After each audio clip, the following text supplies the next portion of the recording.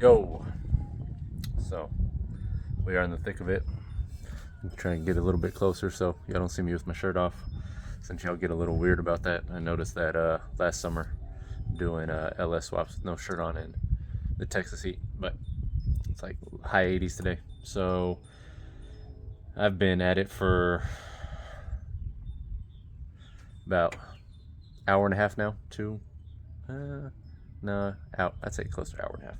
But we are messing with door locks. So this side, we got the handle just flapping in the wind. So got in here, and that, let's see, that rod right there connected to this arm is what holds the tension up and keeps this door handle pushed up. Well, the issue is this locking mechanism in general is just completely worn out. So this arm basically has no tension on it anymore, which means the rod isn't being forced up. So I've never worked on these Corvettes or anything, but my assumption is that, let's see if I can just kind of show y'all. Push it up from, this has been messed with before. Come on. Okay, there we go. See, I got the arm lifted up and the handle isn't flapping in the, oh, there it is. So the handle won't stay down, which also this thing, this part of the mechanism won't stay down. Okay, so wait, what did that do? So ay.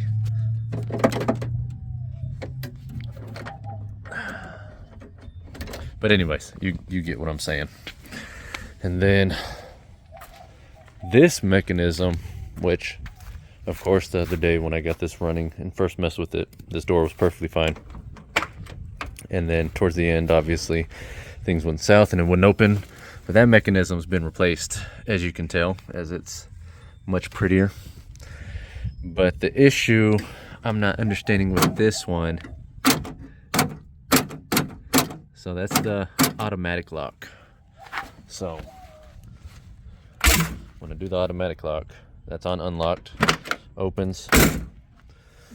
Let's lock it. Locked. Let's unlock it. See how it doesn't fully unlock? So my assumption is, and I hit this stuff with PB Blaster many times, my assumption is this might need, this might need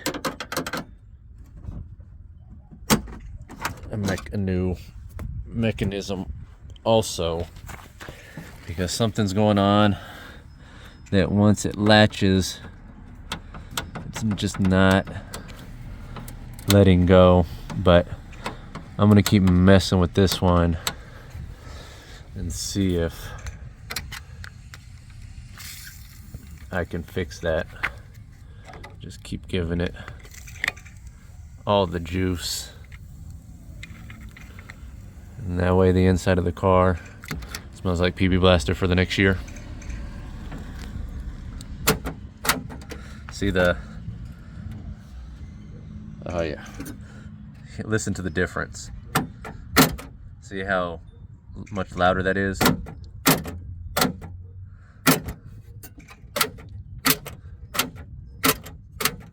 I'm wondering if, the issue is maybe somewhere over there. And then I'm just gonna keep doing this, seeing if it'll kind of work itself out.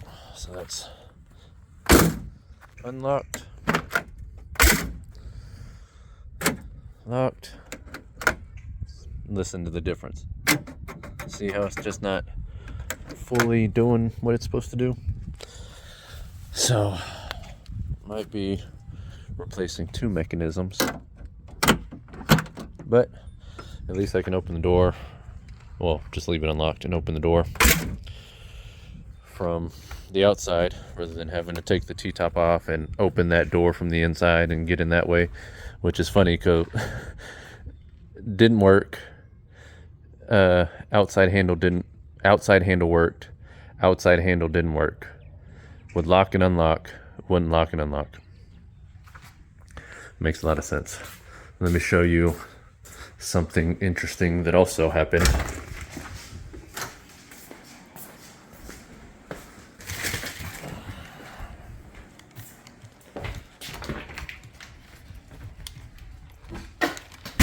So FedEx showed up with the Corvette's gas tank yesterday. I don't see any issues. I mean, that looks like it'll hold 15 gallons, right? Yeah. So I was making a video yesterday, an LS based video. And if you watched it, you saw the FedEx guy roll up and I said, oh, sorry, FedEx guy just dropped off a package. Well, this is the gas tank. This is what I waited, I think, about 5 days for. Some timing chain cover for a Chevy GM Pontiac 4-banger. So, got on the phone with Summit today and got that situated, and now it's just going to take about 3-4 days to get the gas tank. But the locks, getting the doors to work right, getting the windows to roll up and down, getting it running and driving, that was really it for what we're doing to the Corvette. I got to mess with the headlights still, but I got to get these door locks situated because that's becoming a huge headache. Then I got to get the gas tank in, and then we'll move on to the headlights as long as we don't have overheating issues. But let's I'll see you guys in about 3-4 days, but in a split second you'll see me back here. All right, so it's actually the next day, not 4 days like I said yesterday. We are fully clothed today, sweater and all. It is high 40s and windy, when yesterday it was like 86 and sunny.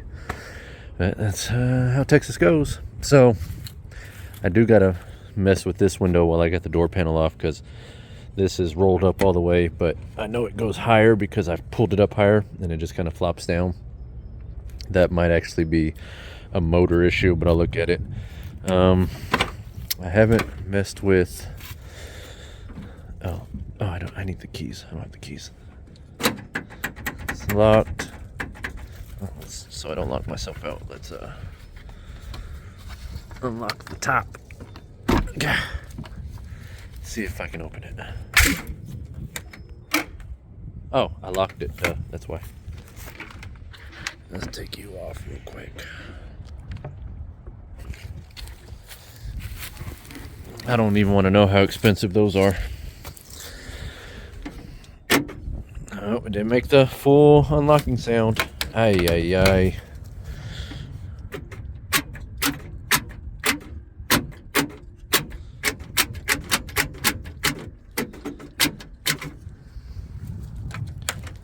Why aren't you unlocking all the way?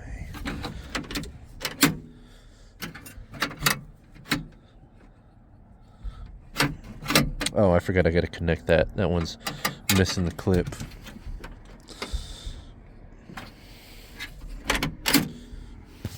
Oh, I dropped you. Sorry about that. Okay, well, anyways, I'll get back to that some day this week. But I did some Googling. Anthony. I'm locked out of that side. I did some Googling on the passenger side locking mechanism. And the mechanism isn't what I need. I just need a new door handle, because that door handle, now that I've seen it on YouTube, that door handle needs to be replaced because it's... Come on, you're almost...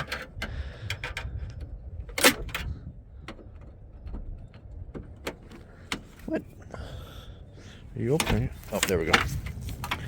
The door handle is missing key parts.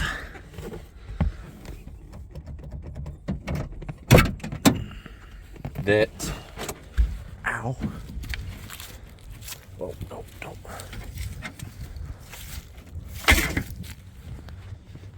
That the whole, whatchamacallit, the underneath here, so I can actually pull it out. So it's missing, there's some plate that's supposed to go here, and there's a spring that's supposed to go here, and all that stuff is missing. That plate and that spring is what keeps this pushed up and then gives it the tension to stay up, and then pushes that rod down and then opens the door. So I actually need to double check and make sure that one has, I assume that one has it because it doesn't have the flapping in the wind issue. But that is, why did I close that? Jeez, Anthony. I ain't the brightest. But today I'm going to finish cleaning up this wiring, and I have no idea what that goes. This doesn't even have any rubber or wire around it. It's just straight bare wire all the way down to the bottom. But I'm going to finish that. I need to take out probably not going to take out this plug. I don't understand why they cut this plug up, because this plug and this plug are supposed to connect, and given that that red and white wire goes down to the starter,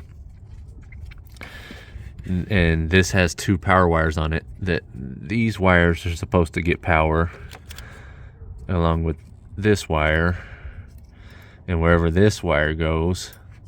So I don't understand why they cut that, but I'm going to clean up these wires, put the loom on it, and that'll be done in here. This is the AC. This goes to the AC, so I'm just gonna plug it in and see if it does anything. But yep, that's about it for today. At the beginning of the video, you saw it running. That was the next day after I filmed the first video, and I had to spray nearly a whole bottle of carb cleaner in there to keep it running before the pump finally picked up. But it shot out some rust, so my assumption is that the sending unit in the tank was all clogged up. But we got the sending unit. Now we're still waiting on the tank, and that's going to be 4 or 5 days or something. So at some point I'll be able to get it running and keep it running, and make sure it stays nice and cool and charges and all the important stuff for driving it. But I'm gonna knock that out real quick and I'll get back here in a second. All right, so I got what was under here all loomed up, some wires. I think I only cut 2 wires out. I snipped the loom here, so even right there, and then work my way up and clean up the wires in the engine bay. I just kind of folded a wire there back that wasn't being used just to get it out of the way.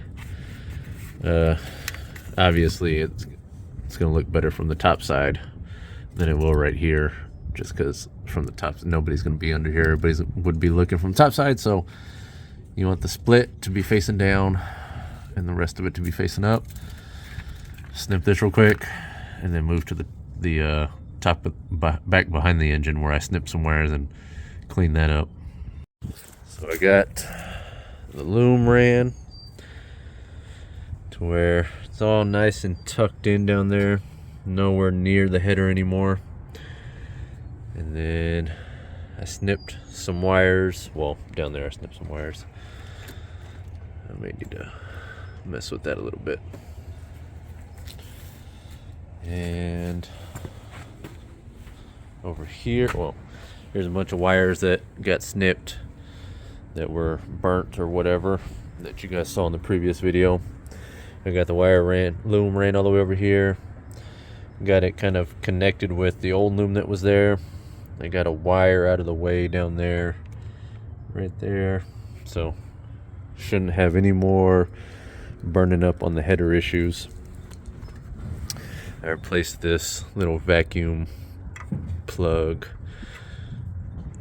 because the other one was really worn out. Kind of just need to look it over. Oh, I need to replace that one. I'll replace that one. But other than that, that is it for in here up until I end up having to do. Oh, that's kind of important.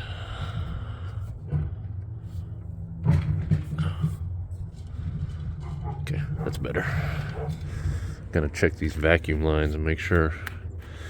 It didn't sound bad when it was running, so I don't think it had a vacuum leak anywhere, but that's it for all I can do today. Waiting on the gas tank.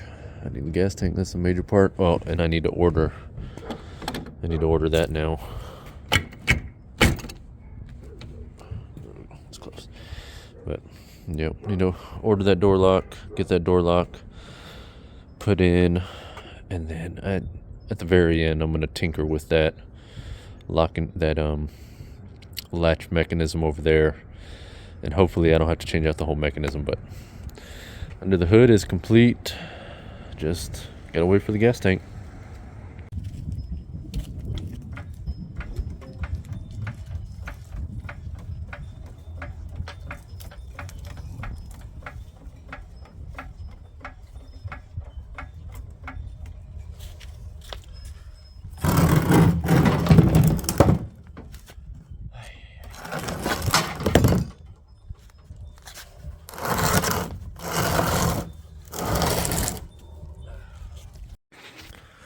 So after an hour, we got the gas tanks out. Well, the gas tank out. I have to turn it over, but this bad boy is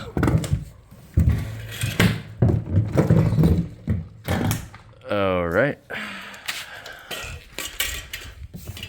How about we stay over here so you can tell where. Oh my goodness. I set something down out of the way and it ends up in the way. But you can tell by that right there, that's why it ain't got no gas in it. It's leaking over here too, but obviously not as bad as the obvious spot. And that's actually from it rubbing up against the straps that keep it in place. That's all you got, that there, that there, that there. But this one, something I just noticed. So this gasket came with the sending unit. And this gasket came with the tank. And we're gonna compare them real quick. You see the size difference? This one is super thin, so I vote we don't use that one. This one's nice and thick and not as flimsy of a rubber as that one is. But we're gonna set this in here. Well, no, we're not. Because, yeah, now you don't, First you want to go in, then you don't want to come out, but we're going to put this on here first. And then we are ready to put it in. It's going to go just like that. And then line up the holes, which I got to do with two hands. And then I have to, you going to roll away again? No, not that time. Have to pull this out and put it in here. That's a vent. Not bypass, but it basically vents through there and connects over here to a line on this side. It probably goes to a canister. Of course, that will not. Oh, now you come off. awesome after I cut you. So let me put this one together. Let's get it back in the car and then be done with this gas tank. All right, we got the tank just kind of sitting up in there. Took me forever to get those lines connected because they sit so close to the sending unit lines that they really only need like that much of rubber. But that was a whole debacle. Got everything on. Just need to tighten those, but I'm going to tighten it through the filler neck cap opening up there. But right now I'm just going to, oh no, I need to do that before I actually mount the gas tank. This is your fuel sending unit wire, or fuel sender level wire. And then this one is your ground wire for the sending unit itself. It needs to be grounded for that wire to work. But let's get this in here and hopefully be done. Oh yeah, I had to cut that mount off for the exhaust. Where is it? Where? Yeah. Because the exhaust shop guy did me a huge favor and made it permanent rather than putting the bolt back in it.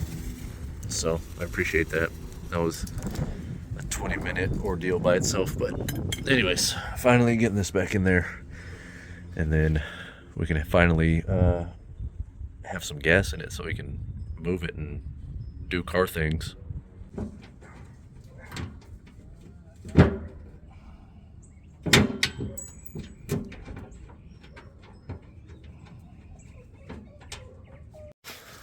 So we got the tank in, we got the exhaust hooked back up, we got the tire, the spare tire holder in,